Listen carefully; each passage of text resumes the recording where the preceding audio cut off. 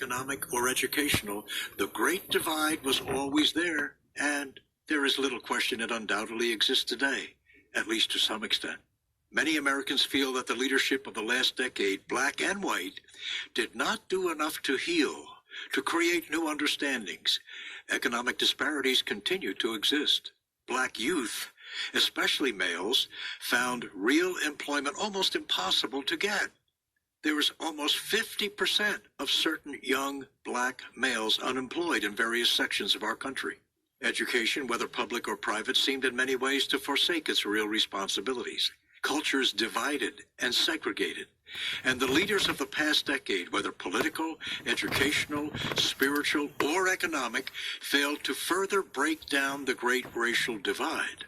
It seems as though we continue to live in a day and age tense, separated if not segregated, with lingering suspicions and untrust.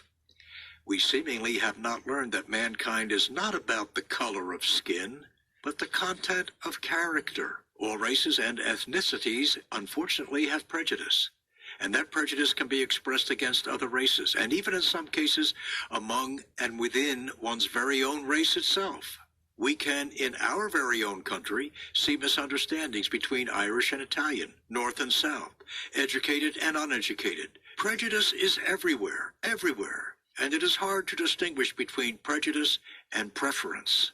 We seem to be more concerned with diversity, differences in people, rather than to foster the one common bond we should all have. We, the people, are all Americans. We are all Americans. First and foremost, we are Americans.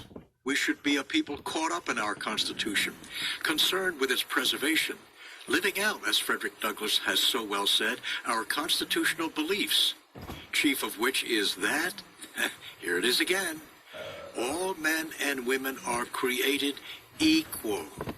Equal. Tomorrow, deep divides among religions. I'm Bill McCormick. Hey folks, Bob Duco here, inviting you to join me every Monday through Friday for the Bob Duco Show. We're on from noon till 4. Don't forget, the first hour is news and politics from a Christian perspective. We'll give you all the latest on what's happening in the world of news and politics in Washington that the mainstream press won't tell you.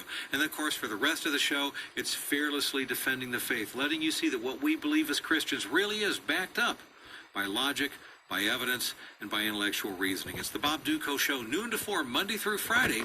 You're invited to join us next show. It's all about the smartphone these days.